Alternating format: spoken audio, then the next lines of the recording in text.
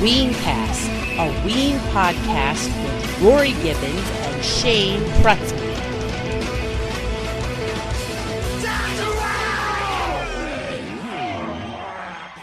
Hey, this is Shane.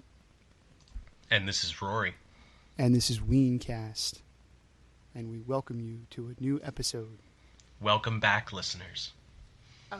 We've had a couple of months off, and we've had a couple of new developments for the show. First of all, we want to say thank you to our friend Brian for hooking us up with a new thumbnail and some new artwork. And it's totally awesome because it looks professional, it looks real. He's a great digital artist, and if you're interested in some digital artwork, let me know and I can hook you up with him. So thank you so much to Brian for hooking us up with some real looking artwork finally. Yeah, man. Thanks, Brian. It looks great. It's awesome.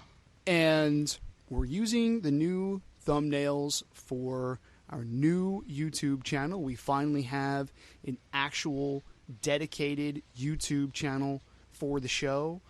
It's something that I've been meaning to do for a long time, and finally got off my ass and got it done. Another one of those projects that it really is no big deal once you start actually doing it and figuring it out. It's one of those things that I just kind of was building up in my mind of, oh man, that's going to be way too hard to do, and I'm not looking forward to that, and blah blah blah. And once I actually started doing it, it was like, oh, this isn't so bad. So a lot of unnecessary anxiety. Yeah, it was one of those kind of things. So we're so glad that everything is in one place and it's just the actual podcast episodes.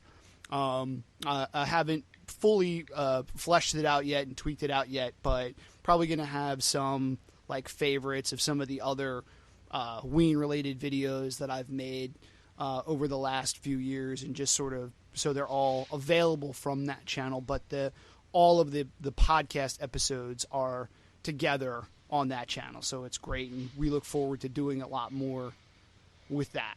So yeah, looks good, man. Shout out to yourself. Oh, thanks. Nice work. Yeah, that's going to be great. I mean, we're like I said, it was one of those things I should have done a long time ago, but just kind of built it up to be this huge project, and it really wasn't so bad. YouTube is actually one of those things where it's something you can just do a little bit at a time, and it's you can always go back and edit your videos and your descriptions and stuff like that. So it's a work in progress still, but it's coming around really nicely. So for this episode, we really wanted to do something different, and we were kicking around this idea for a long time. We talked about having guests on the show on and off for a while, and I think Rory, you can agree with me when I say the first guest we knew would be our friend Mike. Yeah, he's an old friend of ours. We go back a long ways, and I knew that he would have some great Ween stories to tell. There were a few podcasts where he was at the same show, so it was like wanting to give him a chance to tell his story, and knowing that he had something good to say. It seemed like there were so many episodes where we were talking about the shows that we had been to and who came along with us, and it was just like our friend Mike. It just kept coming up and coming up.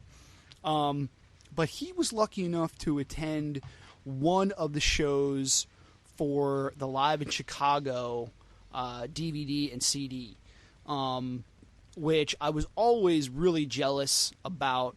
But I do have to say, I never really put in the time to research those shows and sort of figure out like where they were, what they played, on which nights, and like how the whole thing was constructed. So it was really fun to sort of go back and have some nostalgia for that time period and get Mike's take on the Live in Chicago shows from someone who was actually there.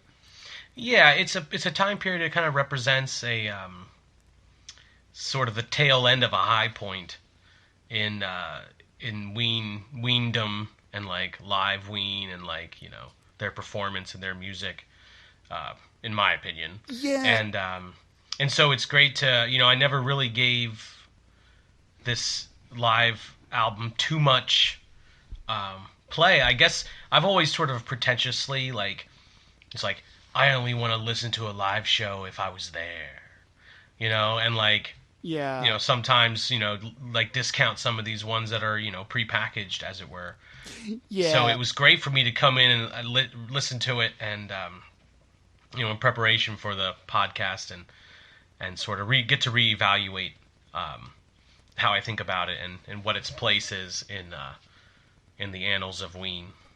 Yeah, absolutely. And sort of that that early Quebec era, Quebec was new and the Quebec stuff was fresh at the time, and to kind of like go back and even though neither one of us was at the Live at Chicago shows, it was like I remember that time period and I remember being like excited for like those Quebec shows, and that's kind of that that's kind of that era.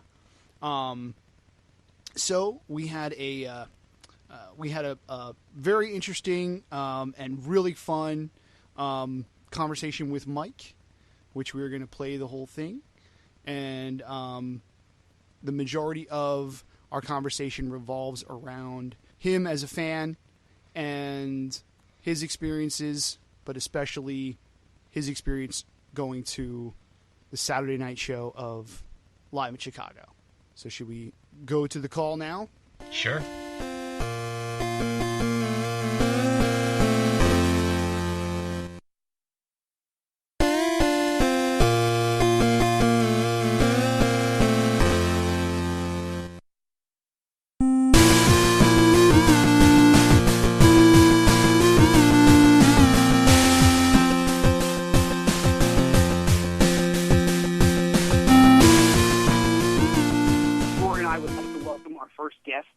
Our friend Mike to the podcast. Welcome, Mike. Thank you. Thanks for having me. It is truly an honor and a privilege to be here. I am humbled. I am truly humbled. I want to say... we appreciate it, that's for sure. Yeah, we appreciate you being with us. I want to say to Mike that you've always been like my number 2 go-to when it comes to Ween. Like any kind of Ween news that like I might find out, I'm either going to call or text Rory, and then I'm going to call or text Mike.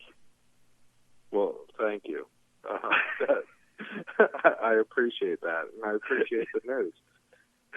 Because unfortunately I'm not as connected with Ween as I once was. I think we could all say that. Yeah.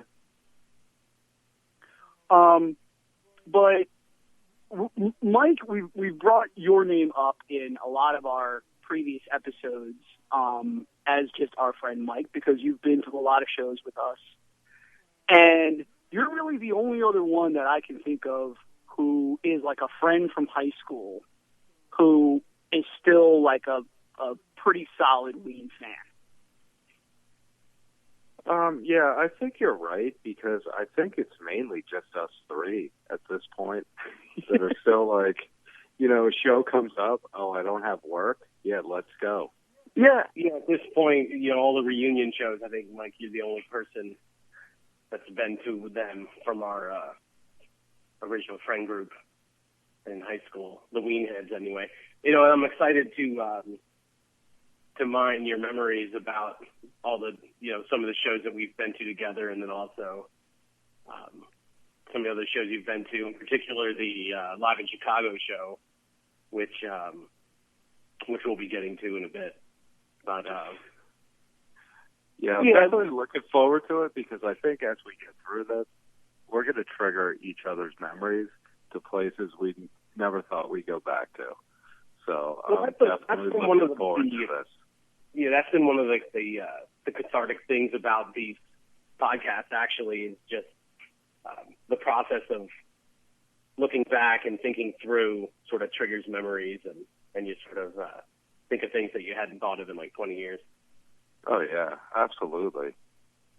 Well, let's go all the way back to the beginning, if we may. On our very first episode with just Rory and I, we had talked about the first times that we can remember ever hearing Ween at all. And do you have a memory of the first time you've actually heard them? Yeah, I actually have two memories. I have the memory of the first time I heard them, and the first time it really like resonated with me, like what this was. Okay, so the first time I ever heard them was in our friend Corey's Ford Tempo. He had a kicking system. Oh yeah, he was in high school. Oh yeah, 210s in the trunk, and he played Voodoo Lady for me, and that was the first time I ever heard Ween. Now, do you remember about when that was? Because the hilarious thing to me about that is it's pretty much the exact same like origin story I have. Is that I heard Voodoo Lady and Corey Kemper's Ford Tempo.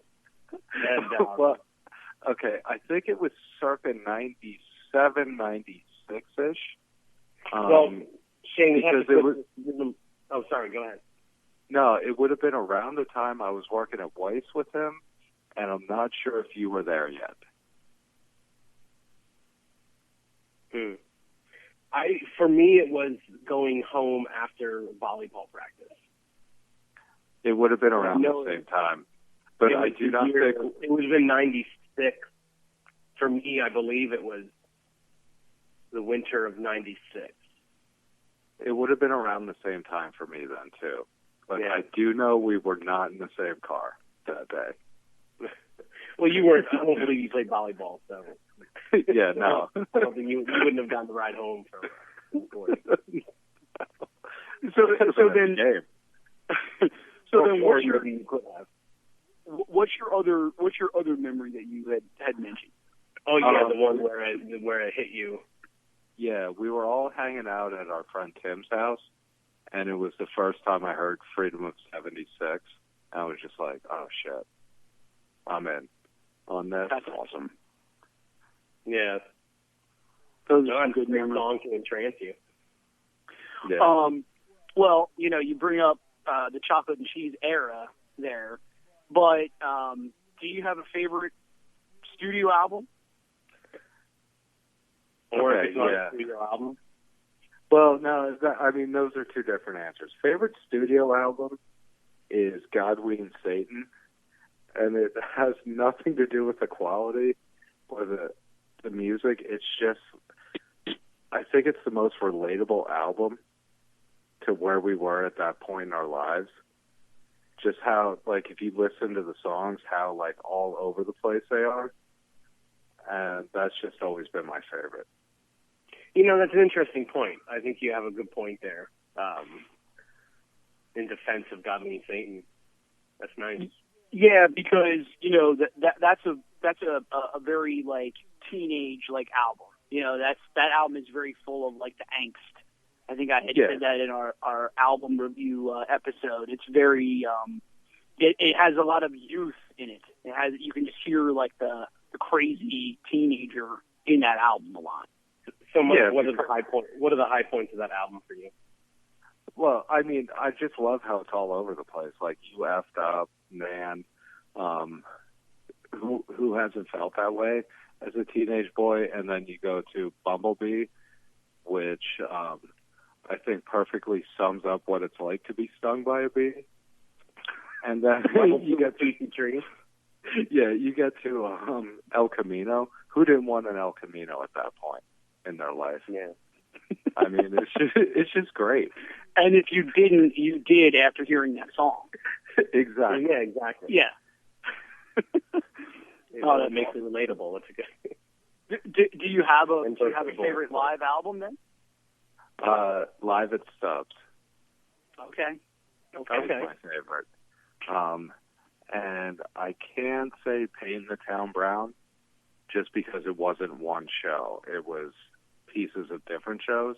Right. But Live at Stubbs is Live at Stubbs is my favorite album that was available, widespread. Right. My favorite bootleg album, Live. Am I allowed to talk about this? Yes, of course. Okay. Dear Miss Storm. Loved it. Oh, okay. I don't know if I ever really had that one, but I remember it. It was being passed around back then. Yeah. You had to have. I think I got it from you. I don't know about that. Because I was very big on the shows that I went to, and everything else never really like latched on with me. Like I may have had like a disc of it, but never really like played it a lot. You know, I was always into like the shows that I saw and, you know, re-listening to them a lot. Okay. But I do remember the bootleg that you're talking about. Yeah, and you were always good about sending me a copy of those shows, so I thank you for that. My pleasure. Okay. So we have already talked about the first show that you were along with us, which was January 98 at the Trocadero in Philly, which is our podcast episode number 4. Yes. But I think you might have a story that I forgot about. Well, yes, you did. So something else happened. Don't tell what was the omission. So something else happened on the way to the show. Okay. And it was on 4/22.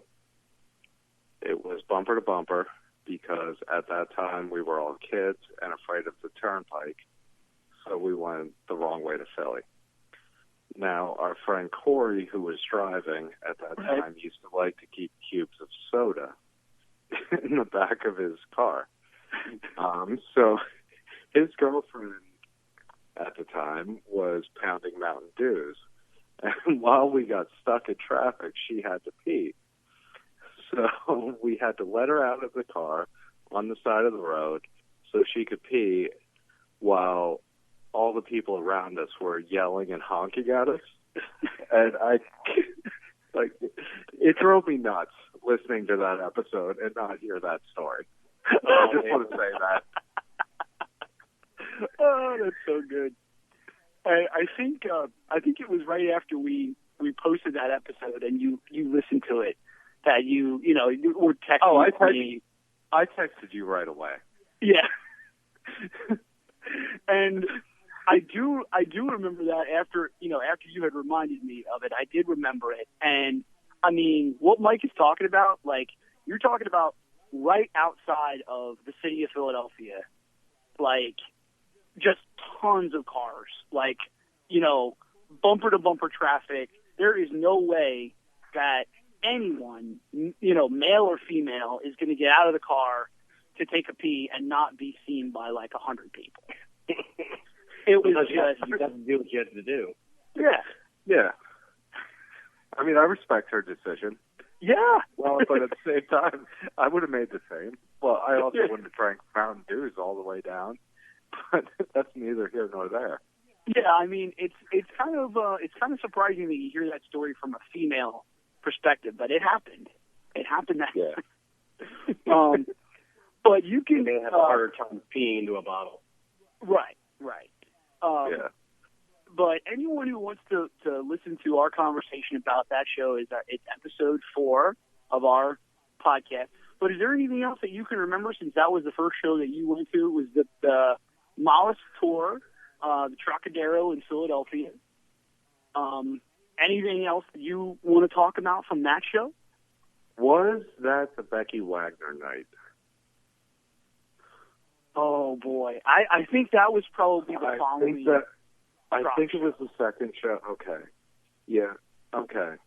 Yeah. That would be the only thing, but yeah, I think you're right. It was the second show.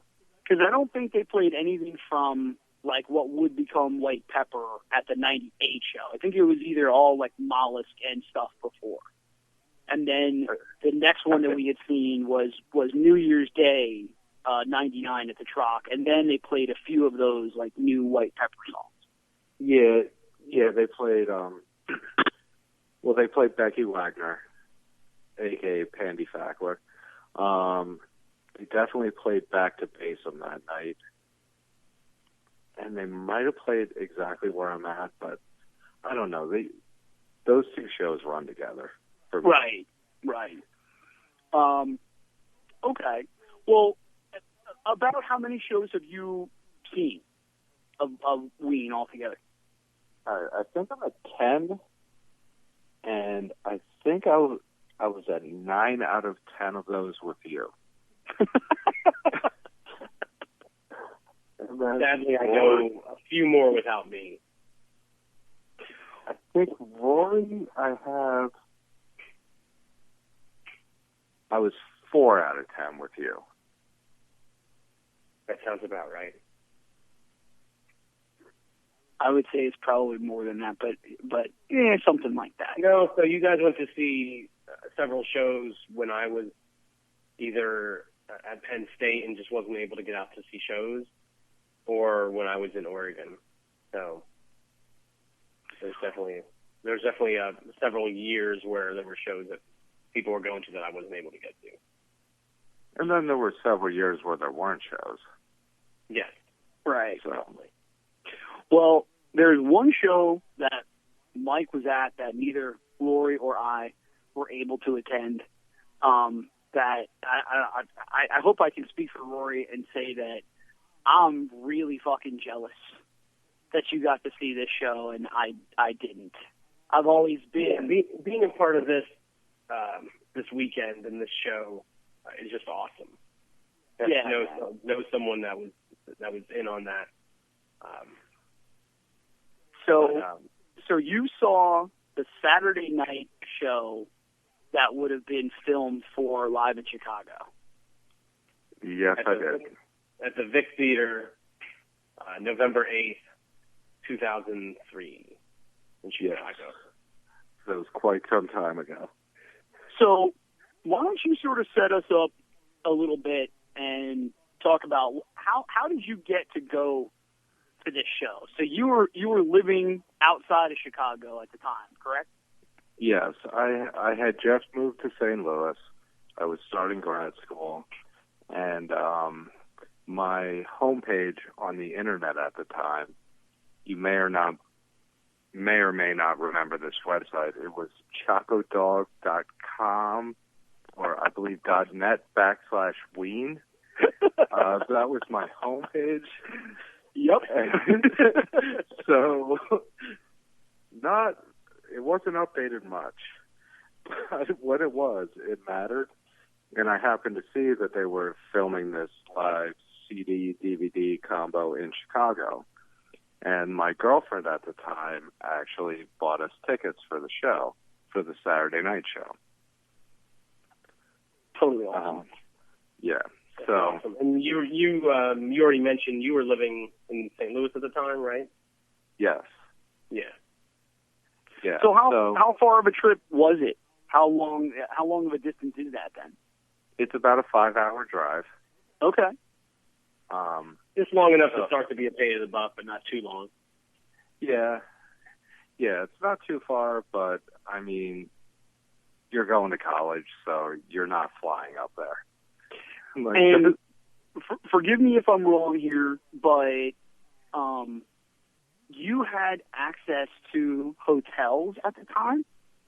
Yes, she was working for, I believe it was Sheridan at the time, so she got discount rooms for us. We could go pretty much anywhere we wanted and just pay the tax. Wow. That's awesome. Were you living the baller lifestyle on that trip? As baller as can be, deep dish pizza. I'm doing all the touristy shit. I think it had to be my first trip to Chicago.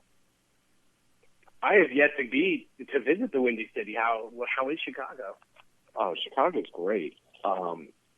You got to put that on your list. It's my second favorite city in this country. Love it. What's number one? Shit. What's number one? It's going to be unpopular. Well, this interview, we're digging deep here, so. At this point, it's New York because of how easy it is to get to where I'm living. Okay.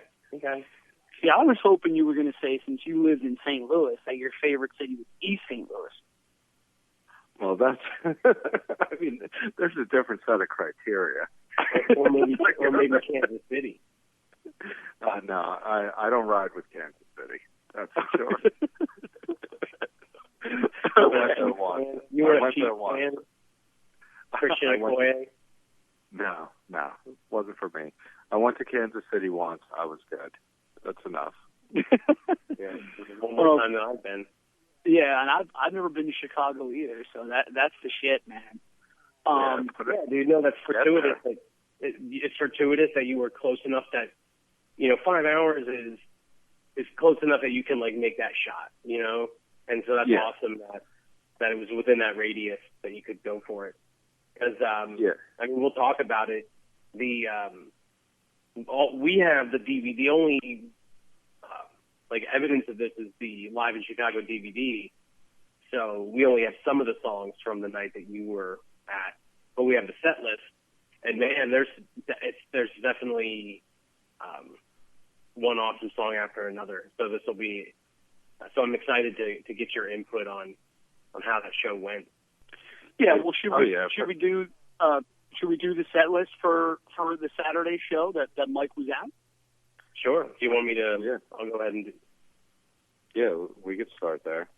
I have it in front of me. The set list for the Saturday show opens with Birthday Boy. Opens with an acoustic mini set of Birthday Boy, Chocolate Town, Tried and True, The Mollusk, Mutilated Lips, and then it goes back to normal for Buckingham Green, The Stallion Part 3, Happy Colored Marbles, The Grobe, Take Me Away, Transdermal Celebration, Voodoo Lady, Exactly Where I'm At, Bananas and Blow, Pork Roll, Egg and Cheese, Roses Are Free, The Argus, motherfucking Big Jim, I'll Be Your Johnny on the Spot, Zoloft, Ocean Man, Waving My Dick in the Wind, You Fucked Up, Stroker Ace, and All of My Love, Led Zeppelin cover, Fat Lenny,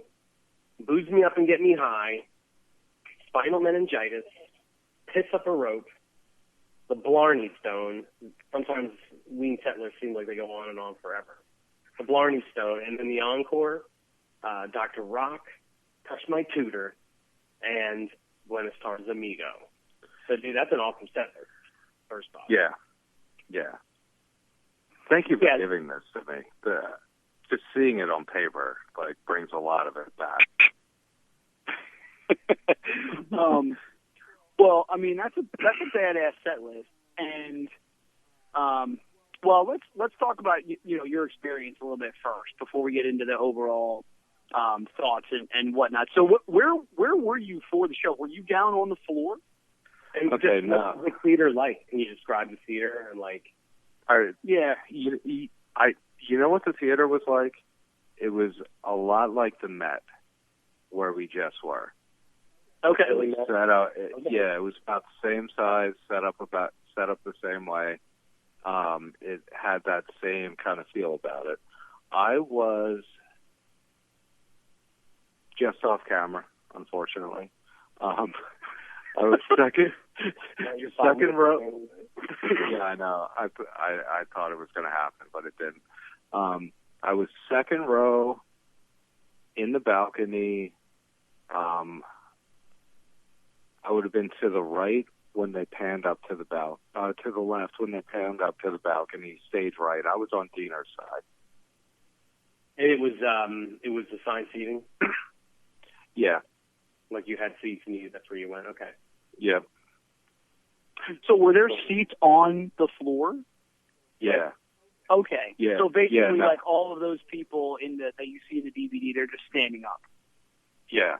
Yeah, no, it was all seats. It was an old school theater. Okay. That's cool. Okay. That's cool. Yeah, because you can't really tell. Visual, man, that was a great place. So if it was similar to that, Yeah. You like can't really old school feel. you can't really tell from the DVD that there's seats on the floor, because I kind of would have thought it would have just been like open floor and then like the two balconies. But it makes sense that if it was a theater, it's got seats through the whole thing. Before I went to that show, Sound of Urchin was playing some bar in St. Louis. Oh wow! And this is no fucking lie. There were 12 people at this show. Oh yeah. One of which was a guy wearing that teal Ween shirt that you guys all had. The green one with the orange green one. letters? Yeah. Yeah. All right, this is Thursday night. So Saturday night, I walk up the steps because we were seated in the balcony, and who do I see standing at the bar wearing the same damn shirt? The guy from the Sound of Urchin concert. Nice. 2 nights prior. That's awesome. So was it really like visible that there's cameras like recording them and stuff? You couldn't see the cameras.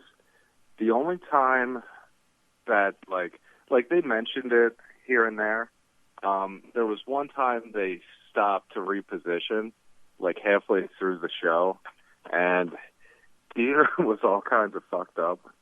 So at that point, Diener or Jeaner? Diener. Well, they both were, but Jeaner went backstage, and Diener decides he's going to pull out his ball sack for everyone to see. That didn't make the DVD. No, that got cut. Yeah, and it's funny. You can hear. I forget if it was Glenn or it was either Glenn or Dave yelled at him. And he's like, "What? I'm working the crowd." You couldn't see the cameras from where you were? No, I never saw them. I never noticed them all night. So I imagine they were behind me, next to me, based on the views, because I rewatched the DVD this week. But no, you really never noticed. Wow. So, I mean, even though it seems like the cameras would have been like right up, like right in front of the stage, they're probably back, like under the balcony towards like the back, and they're just, awesome cameras that can just zoom in on the band. Yeah, and I think they were off to the sides too. Yeah, on either side of it, right. But you have to remember, like, yeah, I'm there for a DVD taping, but like I'm focused on the show. Sure. So like I'm not really paying attention to where they're at. Yeah, you're not worrying about being Sherlock Holmes and investigating where the cameras are. Yeah, like where they're getting the shot from, so I can break down the DVD later and complain about it on some blog. Like they should have been here. Or some podcast, 20 years later, Well, they might go there. Yeah. We'll see.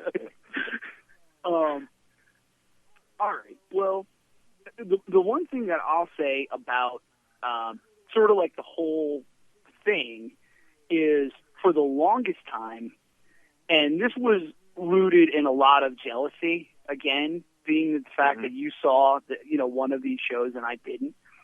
I was always under the impression that they played 2 nights with the exact same set list, and then just picked the songs, like they picked the better version of each one of the songs that they wanted for the DVD and CD. But that is not the case. It's far from the case.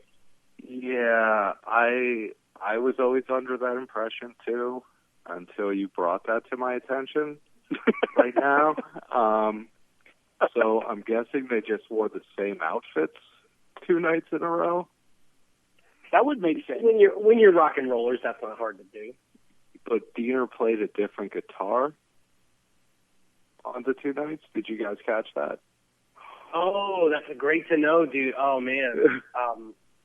Because half the songs he has stickers on his guitar. Half the songs he doesn't. Yeah, so for some of them he has like that fruit guitar. That's very interesting. I didn't really, I wouldn't necessarily say that is, but that means that he was playing one guitar one night and one guitar the other night. Because I think for some songs he'll switch guitars, but maybe that's true too. I mean, that's possible. I don't remember like him switching guitars, but that doesn't mean he didn't.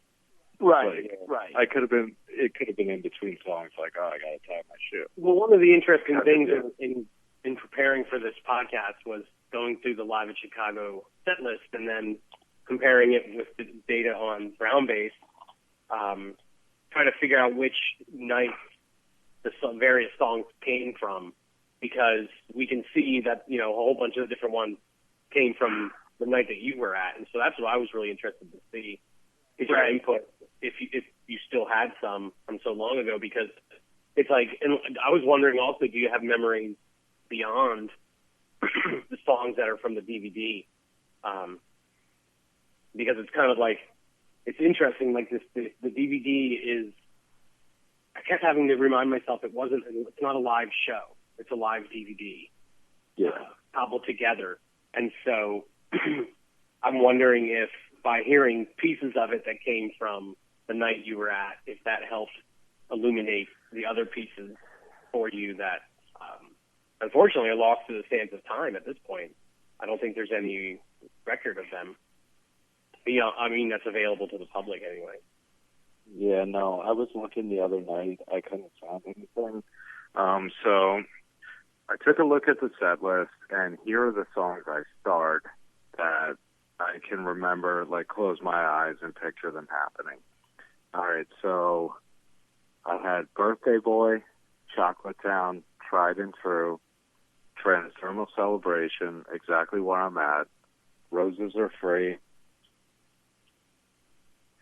You Fucked Up, All of My Love, Booze Me Up and Get Me High, and Buenas Tardes, Amigo. Opening with Birthday Boy and ending with Buenas Tardes, Amigo is pretty awesome. Yeah, and Chocolate Town and Tried and True were new to me at the time, and those are two songs that I just really love. It was just like a great 3-song opener.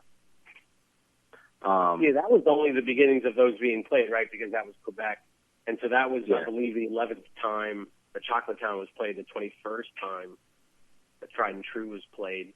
How was that for you, having it be like like acoustic little mini set to start off the show? It was great. Like, it was completely unexpected because I had never seen anything like that to open a show with them before. Because up to that point, they usually opened up with kind of like a Ween banger song, like You Fucked Up, or like 1999, that one night. Take Me Away was common at that point. Right. Not open shows, so it was different. It was new. Yeah, and I want to say that I think the following year I saw a show that had that mini acoustic set going on, and I don't know if this weekend was the first time that they sort of played around with that. Shane, I don't know if you have any info on that, because I was just wondering, I wonder if for the Chicago, I wonder if there was some thought to saying, oh, it's going to be for a DVD, let's kind of pull out all the stops and do an acoustic thing. And so that's something that they sort of started to do more and more. I would have to go back and look at the dates, but I kind of remember I was lucky enough to be at a couple of the shows where they played some of the Quebec stuff for the first time, and I think that was sort of a thing that came along with the premiere of the Quebec stuff, if you will. So I can't remember if it was that same year or if it was from 2002. Quebec comes out in 2003, summer of 2003, and then the show that we're talking about for Live in Chicago was was that November. Mm-hmm. So it was either like the fall of 2002 or like early in the year of 2003. I'd have to go back and look at the dates. But it was sort of a thing that was started like around the beginning of the Quebec songs. Yeah. So they had by the time this show rolls around, it's been done enough times that like they have their shit together. But it's pretty true that like if you hadn't seen any of like the Quebec shows until now, like it would have been new at that time. Yeah, well, it's pretty awesome. Yeah, definitely awesome. It's really cool to see them like tone it down, and I just think it's interesting the kind of effect that can have to open a show like that.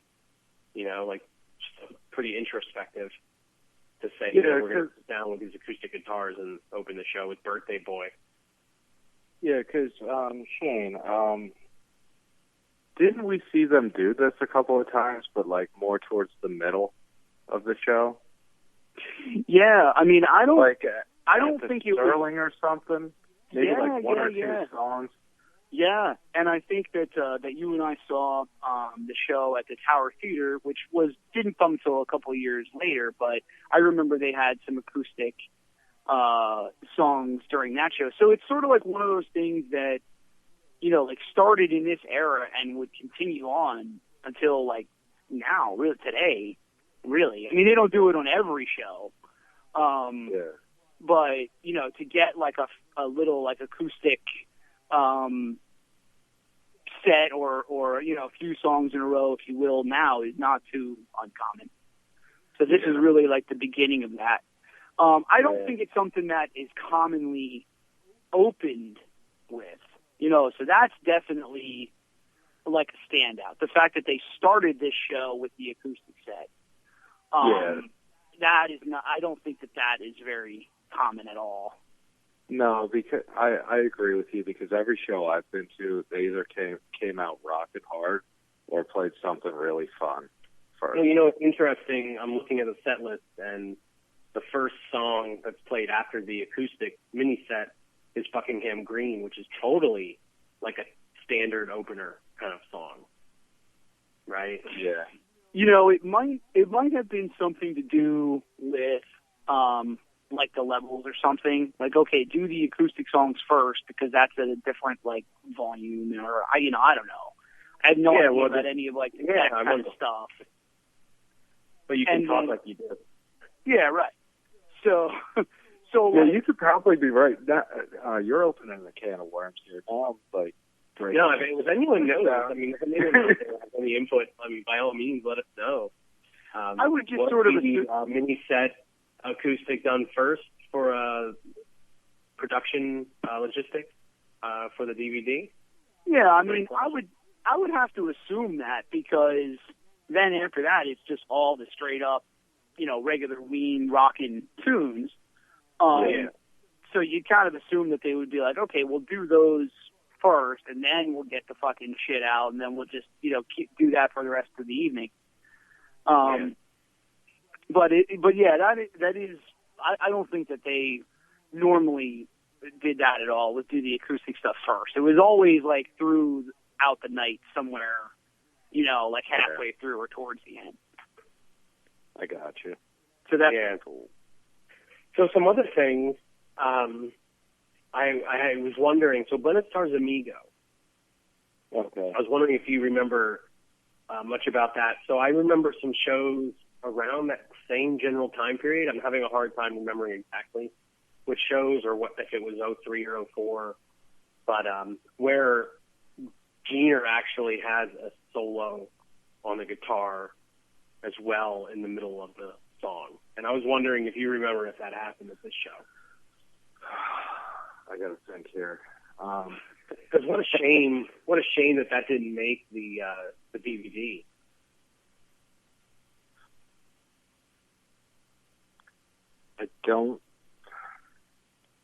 I don't recollect that. I think it was all Diener. Yeah. It's just like the power solo at the end. Gotcha. See, I'm just trying to pursue memory. Yeah. We'll figure it out eventually when we get to the stuff in whatever show it's in. Yeah, but from what I remember, the show has been going on so long, they didn't do like a 30-minute Buenos Tardes. It was like standard issue, like 10, 12 minutes. Yeah, well, 33 songs and Touch My Tutors in the encore too, man. Yeah. So that's a lot. Yeah, I mean, there's a lot of great stuff that's played at that Saturday show that you were at, Mike, that, we know now, comparing with the Sunday night set list, was specifically played on Saturday and made it onto the DVD. So would you mind if I listed those songs? Yeah, no, go for it. Okay. So Pork Roll, Egg, and Cheese is specifically from Saturday. Okay. The Grove, Transdermal Celebration, Okay. Mutilated Lips, Chocolate Town, Johnny on the Spot, Touch My Tutor, Ocean Man, All of My Love, Big Jim, Booze Me Up and Get Me High, and Blarney Stone. There are a couple that I got audio and video evidence that suggests that they're also on Saturday, but I'm not 100% certain, and that's Take Me Away, and then also Zoloft. So we'll get to that later. I mean, like, that is so cool. We'll get to that later. So, like, that is so cool that, when you're watching the DVD, you know that some of those songs are specifically from that night that you saw. Yeah. Like, I just think that's awesome. And, not to cut towards the end of the night or end of the DVD, but that they played All of My Love from Led Zeppelin on Saturday night, the show that you were at, and that fucker is on the DVD. Yes, I do. That's just so cool. Yeah, so that's one thing that stands out from that show. Walking into the venue, people are talking like, I heard they're doing All of My Love by Led Zeppelin. So there's like a buzz that like this song is coming. And then Dave goes into that keyboard solo fucking around, and then out of nowhere they just break into it and the crowd goes nuts. It was like that song, and for some reason Transdermal Celebration sticks with me from that set. Those are the main two. Yeah, that's awesome. Well, and that's awesome. That's an awesome song. And you're totally right. Glenn on the keys, opening that up is just like awesome. And then and you don't quite know what he's gonna do, but then it's like, it's almost like he's in like a church, playing the old big like pipes, and it's like Quasimodo coming down from the oh yeah, it goes on for a couple of minutes.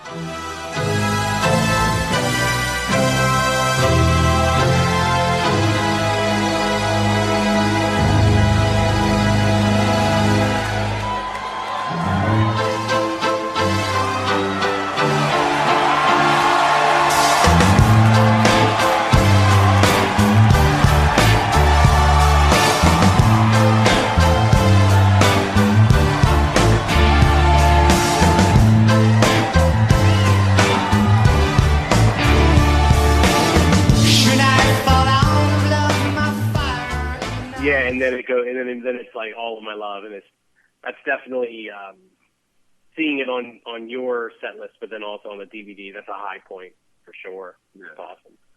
And just one thing I would like to say, one critique of the whole project. I needed that on the CD too.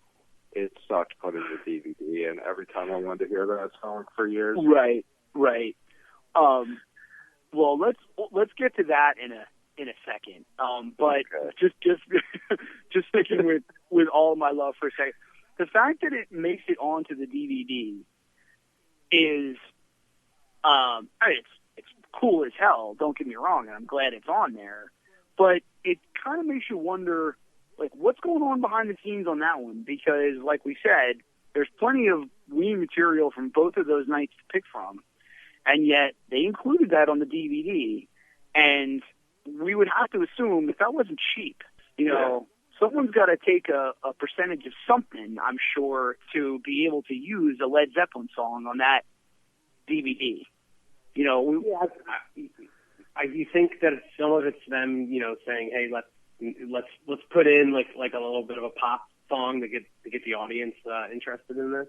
You know, like, oh, there's going to be All My Love on this. You know, oh, they play Led Zeppelin. Or maybe the average person who doesn't really know too much about Ween might get a little bit more interested if they know that they could pull off the Led Zeppelin tune and it's like flawless. I don't know, you know? It could be that. They could have just like playing it. What label were they with at this point?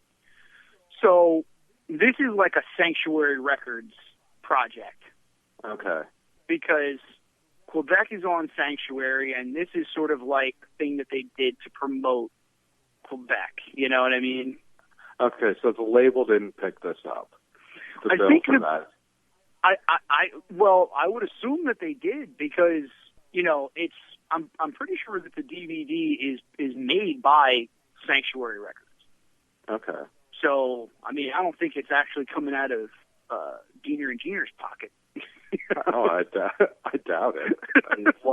I'm looking at on Brown. Why would you do that? Right. And I can tell you that that the song "All My Love" was in heavy circulation that fall. Yes. They were playing the crap out of that to the extent that they played it ever in their history. It's only been played 15 total times. Well, that was sort of like the time. Like they'd been playing it like throughout the fall. Right. Right. Well, that was sort of like the token cover for like that like time period.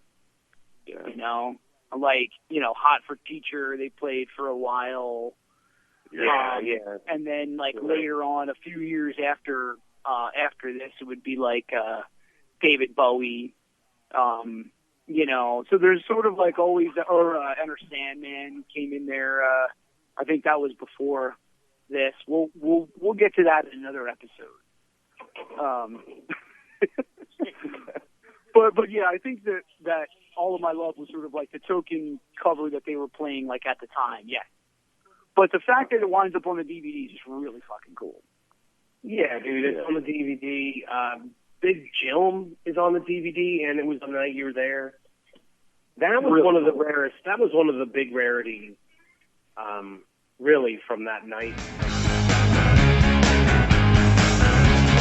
Rolling steering and deer bitches. It's a pleasing my weasel bitches. Rocky in the meadow, under the log bitches. Oh, weasel, it's a pleasing my weasel bitches. Chicago. What the biggest old goddamn thing is there, say back, give me? Can you tell me? Oh, and then a wheel and steel and then a deal. My one critique of the weekend and of the DVD is there's not a lot of like really rare stuff on it. But Big Jilm is definitely one of those cases. That's definitely a pretty rare song to hear live. So that's always awesome. And to have that be, you know, the DVD is great, but it's not always very brown. But like, when you put this song on there, then it browns up the album. You know, and like it browns up the DVD. So it's pretty awesome that it's on here. Well, there's one song that, looking at the Sunday playlist, I am disappointed that I did not get to see and was not on the DVD, and that would be Puerto Rican Power. Yeah, so absolutely. That, you know, that brings up a general point, which was good for discussion. Is this, you know, there's plenty of great songs from both nights that they did not put on the DVD, and like, why not? Like, why not Puerto Rican Power, right? Yeah. That's awesome. No, Here for Eddie from Sunday is all yeah. Have some fantasy. Yes, that one jumped out Is to close me. to my fantasy. Yes. Song 31, If You Could Save Yourself, You'd Save Us All.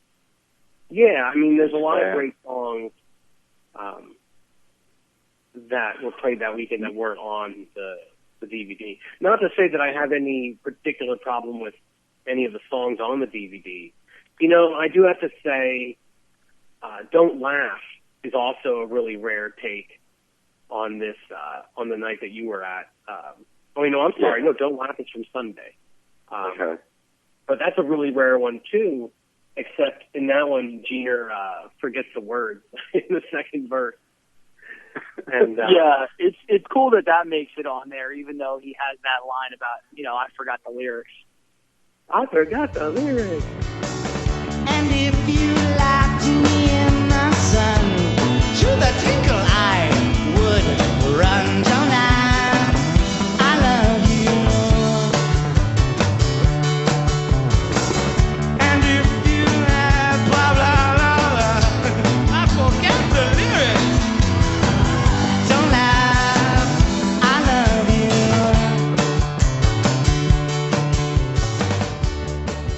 All right. So, all right, since we're talking about the subject of, like, how they formatted everything, how they released it,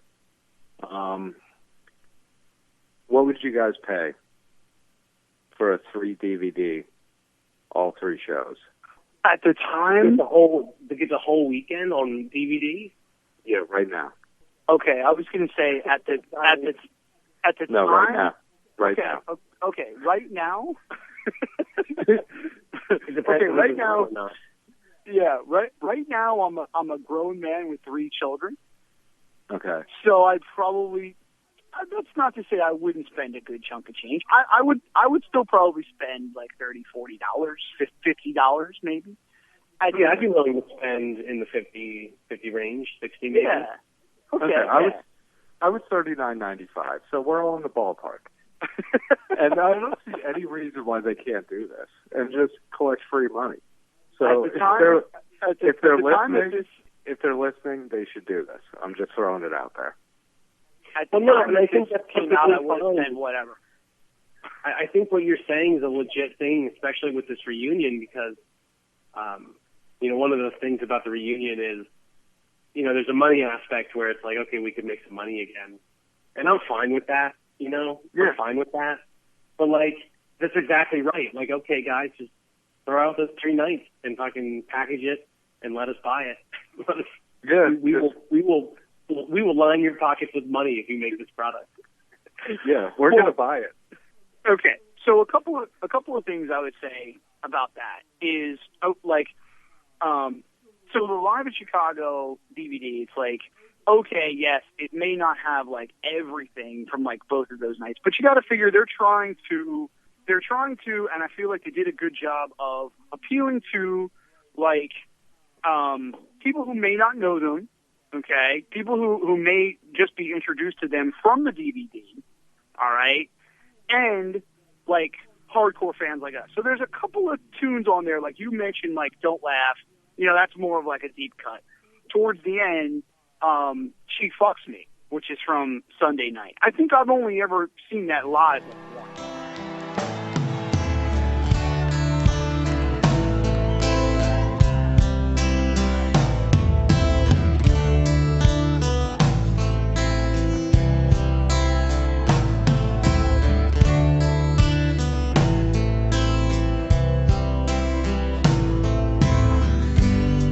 I met her at the Living Earth show. Across the room, the lights sank low. We're together, she really digs me. She fucks me. Who could think I could be so happy? Yes. That's a great one. That's a great one. Yes. So it's like, we could be tough on it, but like I feel like they did a pretty good job of like having a diverse like set list for the DVD. You changed my mind. You changed my mind because I do feel like this DVD is just a wide range. There is one exception, which I'll get to in a second, but it's a wide range of what Ween is. And you're right. I mean, Big Jill, She Fucks Me. I mean, You Fucked Up. I mean, you do have swear words in the titles of the songs. That's kind of brown, you know? And the show ends in Booze Me Up and Get Me High and Blarney Stone. So they are getting brown, and there's a wide variety. The only omission is on a DVD, there's not a single song from Golden Country Greats. Yeah, the country album. Yeah, the night that you saw them on Saturday, they played Piss Up a Rope. But I don't know that did they play any country songs on Sunday? Because, Mr. Richard Smoker. Or maybe was Japanese Cowboy on either one of them nights? Without Sunday night, Waving My Dick in the Wind, Mr. Richard Smoker. Waving My Dick in the Wind's from the Mollusk. You're right. Sorry. Oh wait, am I being stupid? No, you're right. You're right. I'm wrong. But Mr. Richard Smoker. So you do have. Looks like there's 2 country songs played that weekend, and they didn't choose either of them on. You know, it's interesting. I feel like it took them a while to get comfortable owning those without the country band backing them. You know, like right. They don't play tons of country album songs like all the time. Right. Yeah, those songs were kind of like retired. That's a reflection of that time. But it is a shame that, like, otherwise, this DVD just has a wide variety. I was listening to this on YouTube with my wife, and just, like, she kept commenting on, like, wow, one great song after another. Like, it's totally almost like a greatest hits.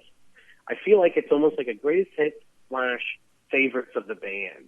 You know, I almost feel like some of these songs got on there because it's like, oh, Diener wanted it on there. I don't know if that's true or not. You know, I don't know how much control they have.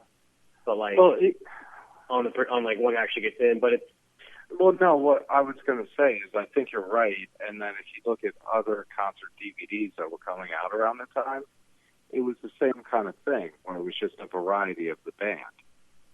And so I think that's just kind of what you had to do to release something. Yeah, no, and at that time. And I definitely want to say, lest anyone thinks I'm out there criticizing this, because I don't want that to be the case. Because when I listen to this, and I listened to it a couple times, you know, over the last couple of weeks, every song is done really well. You can't really find, with the exception of Diener forgetting the lyrics and Don't Laugh, you can't really find any issues with the DVD. I mean, they're just amazing cuts. And a lot of the time, especially Diener, is just on fire, like song after song, just like fingers are going faster than ever before, like he's Stevie Ray Vaughan, like Born Again, you know, rising from the ashes of the helicopter crash or whatever it was. But yeah, just I mean, it's just song after song was just really well done. Can I cut you off for a second here? Go for it. No, just saying being there that night that I was there, Diener was on fire. Like, his guitar was just so powerful. Like, he definitely was the MVP of that show. Yeah, you know, and that's awesome to hear. Because it's just, on the DVD, it's just representing every single song. He just lays it out. On Voodoo Lady, I guess the DVD is from Sunday, I think. But he has a crazy long solo, like in the middle of it. It just goes on and on, like right kind of that before that part where it kind of has that Kiss-esque sort of part, you know, where it starts getting repetitive before they break into the end. But he is just, I mean, it's like the longest, I don't think I've ever heard a version of Voodoo Lady with such a long solo. I mean, it was insane. Same with Zoloft too. Again, Zoloft is a long jam. I think that was from Saturday, Mike. I think that was from the night that you were there. So, do you remember Helicopter Effect?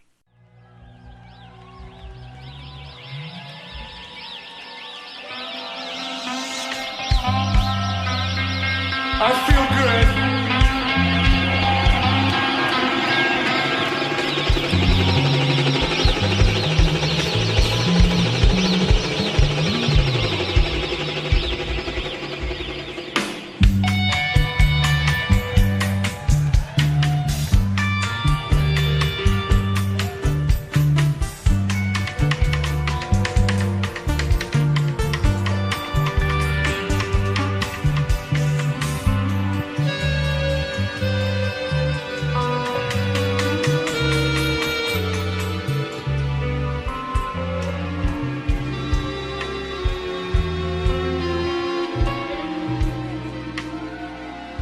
I think. Oh yeah, no, I totally do.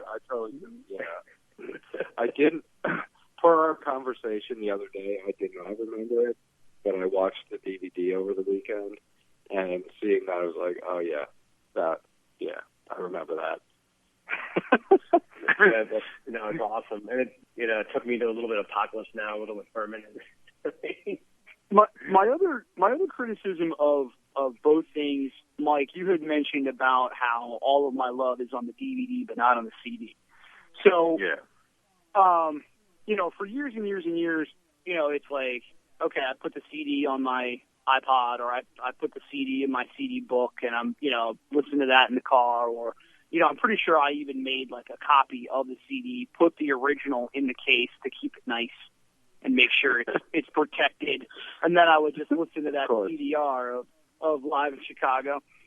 So the one thing that always kind of confused me is I never really put together are these the same songs from the DVD?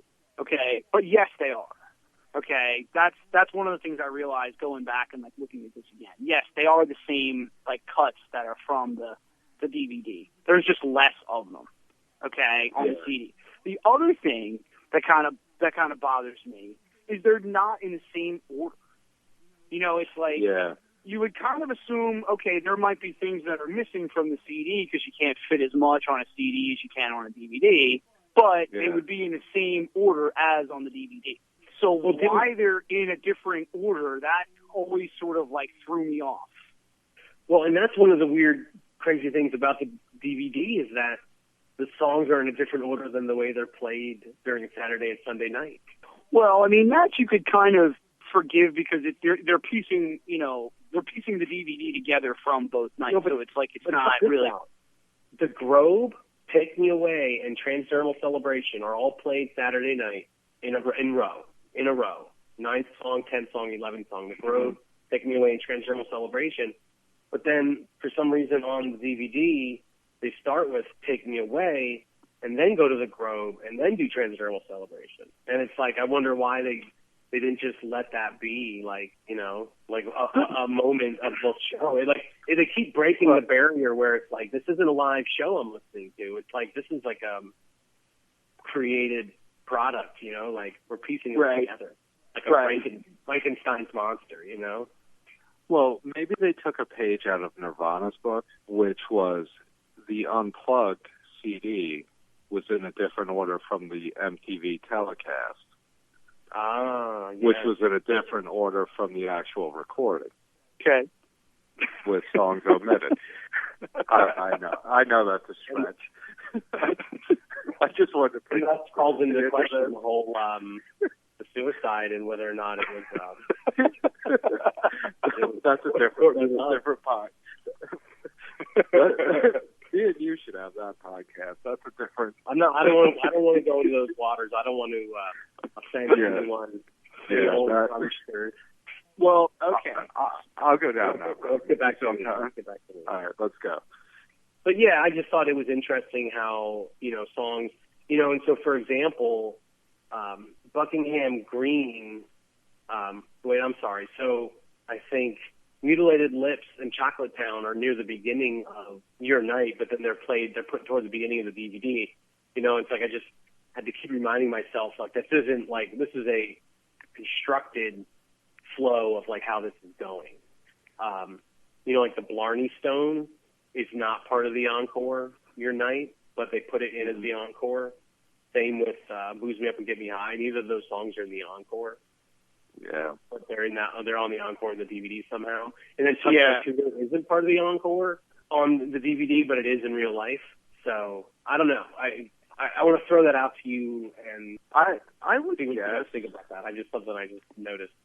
I mean, first, like, what I would guess is maybe they based that on energy from the crowd, and they wanted, like by putting songs that weren't in the encore, there was more energy from the crowd, and it seemed like a more, like, fitting end. You know what I'm saying? Yeah, I can agree with that.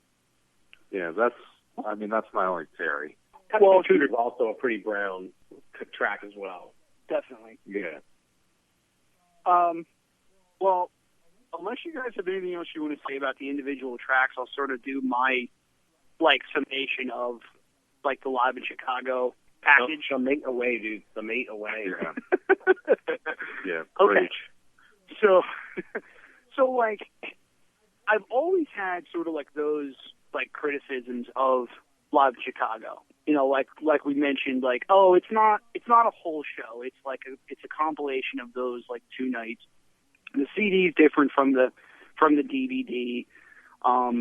You know, I always sort of, like, felt that way. I never, you know, like I said, I never really went back and did the research into it to figure out, you know, what we've done in the last few days with preparing for the podcast and, like, which songs are from which night and you know, whatnot. We really didn't even mention that they also played Friday nights. It was Friday, Saturday, and Sunday. Friday night was not recorded for the DVD, at least not to our knowledge. Everything was supposedly from Saturday and Sunday. So Friday night was probably just getting, like... reference that, like, in the show where they say, like, oh, we've been playing for 3 nights. Right. So we'll just throw that in there as a just so people know. And that's the only times that they played this theater in Chicago was just those 3 nights. They never came back to that theater after that's it. These shows. But anyway, so, like, you could criticize Live in Chicago as, like, a hardcore Ween fan, and, like, I did, and I still kind of do, but I'm still very grateful that, like, it exists at all. You know, Mike, go ahead. It's just awesome that because it was intentionally made, the production value is really good. And, like, right. And you can tell that they're really pouring a lot into their performance, and they took the time to, like, make sure everything was, like, perfectly leveled and, like, everything was great. Right. So, like, it's really a great recording. It's a great way to introduce people to live Ween because the quality is so good. Absolutely. It's one of the reasons. So, Mike, you had mentioned Live at Stubbs, yes. which was, you know, that's a complete show. That, you know, when you bought it originally, it was 3 CDs. So that's basically, like, that's one long show is going to be put onto 3 CDs at that time. But it wasn't really, like, readily available. It was like a Choco Dog release. So however many. Yeah, shout out Choco Dog. Yeah. So it was something that was, like, released by them. So however many of that actually, like, exist, you know, I don't know, but I'm sure it's far, far less than, you know, something like Live in Chicago. So it's like Live in Chicago is the next thing that you would have been able to just, like, order from, like, your record shop or, you know, at this time, you know, this is 2003, you know, you order it on Amazon or, you know, like the couple of, like, things that you can order music and DVDs on back then.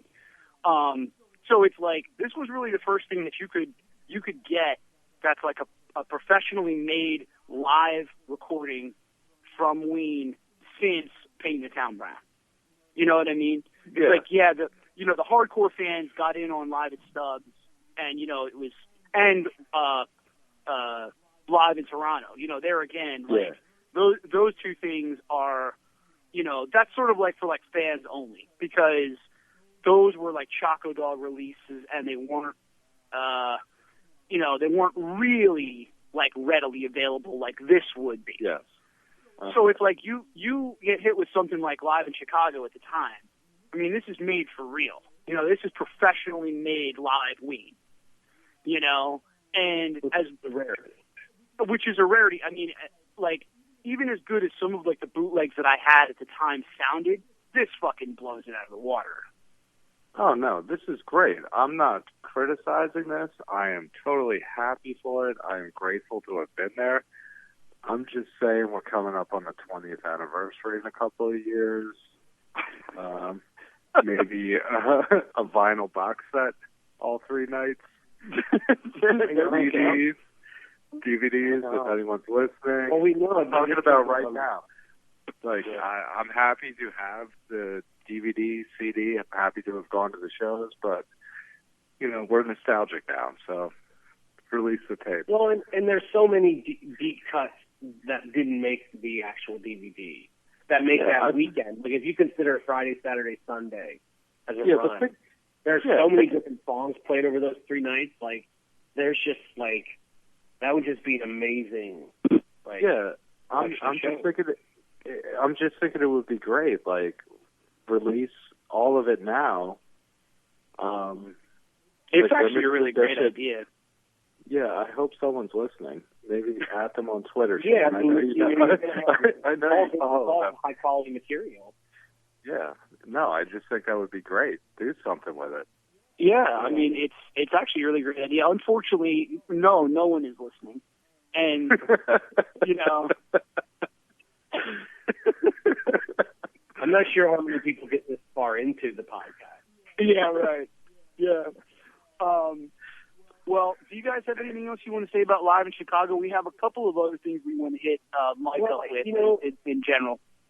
I just wanted to say, you know, as far as my summation, that I kind of looked down upon it a little bit back in the day, I guess, as more of a pretentious fan. And I realize now that, like, I agree with everything you said, that, you know, it's just a really well-produced live, you know, performance. So the quality of the songs is just really good. You know, and then going back and listening to them, it's like there's no problem with any of it. And, you know, it really does have enough Brown stuff and a few rarities to keep, just enough to keep you satisfied, but mostly just hits up all the high points. You know, and so I also think of it as, you know, one of the ways to judge an album is, like, it's something that I could use to introduce someone to live Ween. If I was to be like, you know, oh, you want to listen to Ween, here's a disc that's going to have a variety of music and it's going to be well made so you can hear it live and it's awesome. Right. So I think there's you know, I think that it's just a fantastic DVD. I would say that there's not a lot of real true like jams that are actually on the DVD. I think there's a few more that made the weekend, like Buenos Aires Amigo, that didn't actually like make the DVD. So the DVD is kind of missing many like long, like extended, you know, jams. But nonetheless, an awesome DVD. Well, absolutely. To what you're saying, I think they were kind of pigeonholed by the technology at the time, where they wanted to do a CD, DVD in one case, the way it was presented. The DVD could only be 90 minutes. Right. So they had to cut the jam short, which right. Sucks. Yeah. I don't think it's their fault or anyone's fault. Oh, you mean to keep it under 2 hours long or something? Yeah, because remember, it came in that one case with DVD on one side, CD on the other. Okay. I think they were kind of pigeonholed by that process. And well, I mean, it's interesting how the production questions come into play, you know? Yeah. And, you know, influence the creative genius. Yeah. You know what? At some point, we should do a logistics of Ween CDs release podcast. I think people would be interested in that. I'm in on that. We'll come back around and review. Anyway, on that note, well, we have a couple of other questions for you, Mike. We'll leave the Live in Chicago where it is, and we have a couple of other questions for you. One more time, or thank you once again for you know, sharing that with us, because yeah, absolutely. You know, it was awesome that you got to go to that show. What a Vic Theater, man, you know. Thank you for having me. Thank you for having this podcast, and I have a place to share it. Ween is the tide that binds. By all means. All right. So I have two other quick questions for you here. Speaking of tie that bind. So, would you consider Ween to be your favorite band of all time?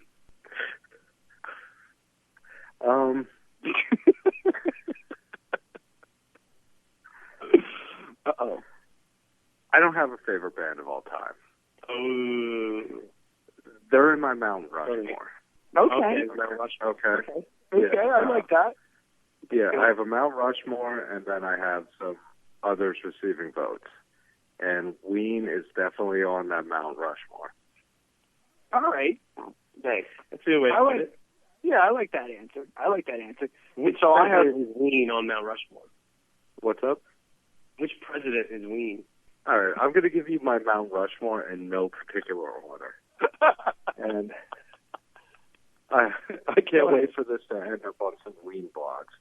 But, no. All right, so my Mount Rushmore, top 4 bands. Ween, Grateful Dead, Blind Melon, and Alice in Chains. Okay. Nice. Here comes the rooster. Yeah. All right. Well, I one last question, unless Rory, you have something else, but I'll just hit Mike up with this. So, do you consider yourself to be Team Gene or Team Dean? I'm going to need some clarification on this question. In what aspect? We got nothing. Yeah, there's so many layers. You were in so many layers to this question. If someone says, look, man, your life depends on it, you got to make a decision, Team Dean or Team Gene, no waffling. You just got to go with one or the other. Oh, Team Dean. Okay. No hesitation. In that scenario, I thought we were going to go deep with the aspect of the breakup for a while. You can. I mean, you can lay it out any way you want. I just mean, like, I don't want you to equivocate. We could talk about that another time. I'll keep it simple here. Team Dean, I love the epic guitar solos. Yeah. That's my favorite part of a Ween show. Right on. That's a great answer. Actually, yeah. Yeah, I love the awesome guitar solos, and I love his cool interviews for random magazines or like websites and shit. Yeah, I always love the content he's provided over the years, and I always love the fact that he made me feel okay that I could wear just a plain colored T-shirt and jeans every day of my life. Yeah, right. It doesn't have to have something. Yeah, it doesn't have to have something on it. It could just be a plain color. Yeah, and it's fine. Nobody gets sued over any kind of legal issues or anything like that, and you will survive. Yeah, it's like, oh, you're wearing gray today? Cool. Okay. Team Dean.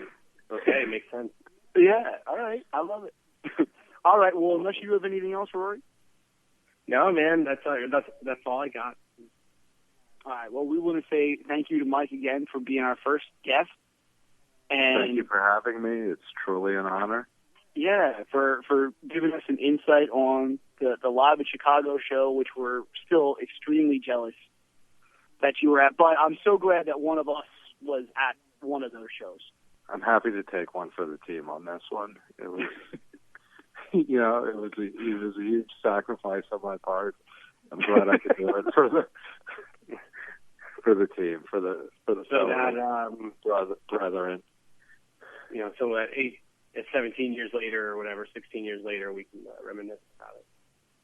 So if anyone has any questions specifically for Mike, just let me know and I'll put you in touch with him. How about that, Mike? Is that cool? That works for me. Yeah, if anyone else was at that show, if anyone else was at Saturday's show for the DVD, or any one of those shows for the DVDs, we'd love to get your input.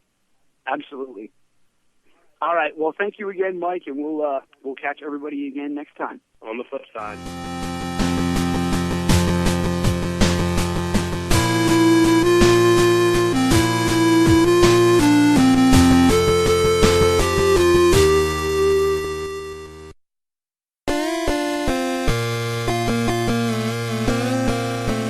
All right, so that was our phone call with Mike. We want to say thank you to Mike again for being our first guest and our first actual interview.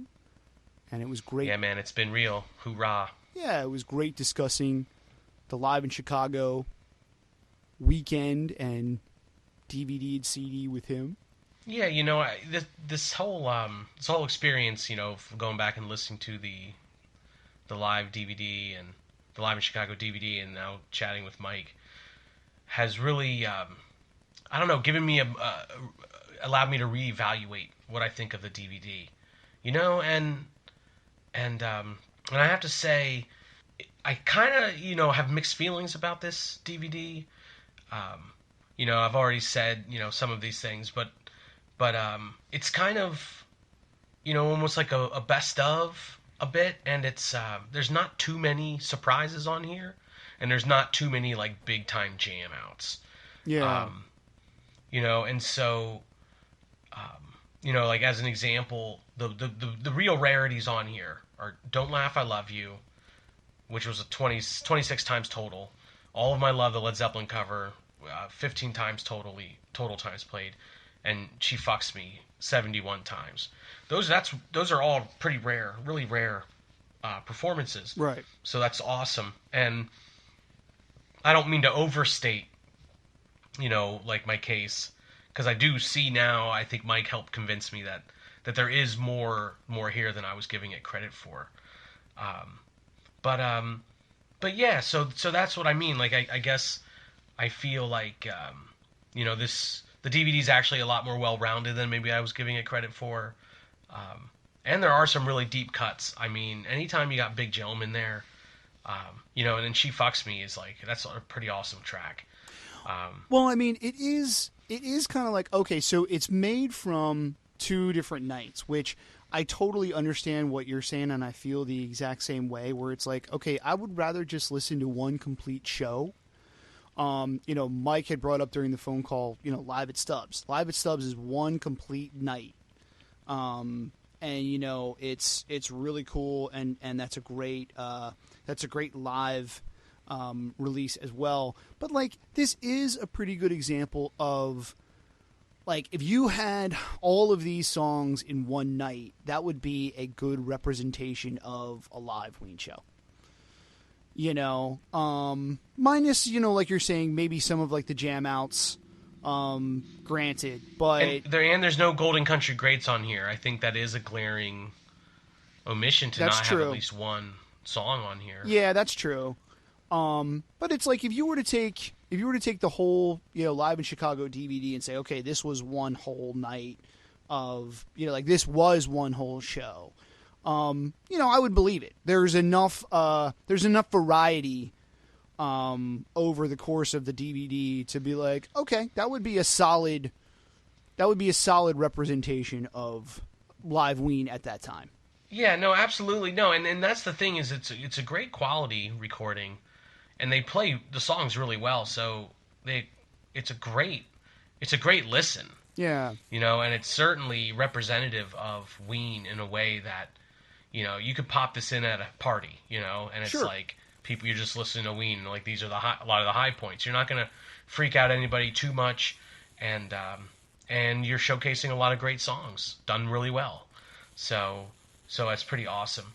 You know, some of the interesting things that I'm trying to wrestle with, Shane, go along with what you're saying, you know, about, you know, it's from two nights.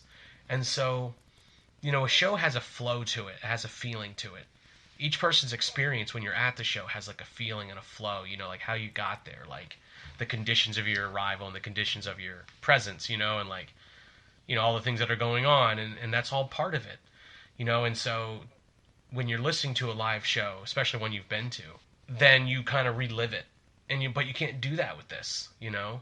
Yeah. And each night, there are totally songs that I'm like, man, why didn't that make the live at DVD? You know, like, there's definitely some Browner and some like great tunes that are rare and would have been awesome to include in this DVD. Right. They clearly weren't trying to be like, oh, let's throw a lot of rarities on this. Let's blow everyone's minds. You know, it was more like, let's put together like the best of. Yeah. And we'll have a few you know, kind of really, you know, sort of hardcore things. But yeah, you know, I don't want to overstate that case. There's a lot of variety, and it's done really well. Yeah, right on. Right on.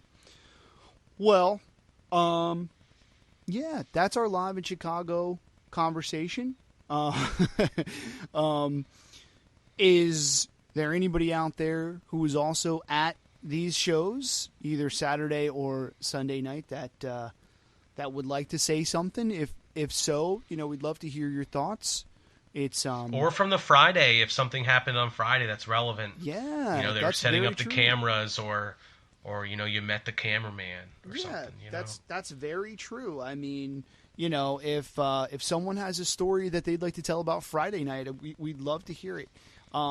It's at WeenCast Podcast on Twitter, and it's WeenCastPodcast at Gmail. Send us an email, hit us up on Twitter.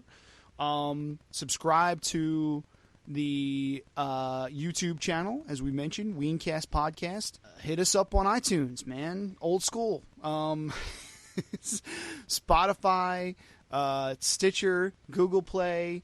I'd like to say wherever you get your podcasts, if I may. If there's somebody out there who likes a specific platform that this is not on, I'd love to hear it. Dude, this is getting like an Oscar acceptance speech. I'm gonna have to cut you off here in a minute. It's like I'm trying to figure out things that we're not on so I can get the show on it. You know what I mean? Dude, all I do to find ours is I have a podcast app, and I think it searches all the different things for me. So I just type in WeenCast on that, and it pops up. Yeah, right on. So that's what I do. If it works, it works. You know, that's what I want to hear. You know. So yeah, man, if there's anybody out there who has anything they want to say, hit us up. We love hearing the comments. We love hearing the love. Facebook, there's a Facebook group, WeenCast Podcast. There's also a WeenCast Podcast page. Like the page and join the group. Why not? It's fun. It's free. Write us a review on iTunes. You know, give us some love, man. And yeah, if anybody else has anything they want to say about Ween, you know, hit us up. So, unless you have anything else... if anyone, you know, if you were at one of those live in Chicago shows, give us your input. Yeah. I'd love to hear something. And otherwise, thank you everyone for listening, and that's all I got. Yeah, thank you so much, everybody. Peace, we out. Later.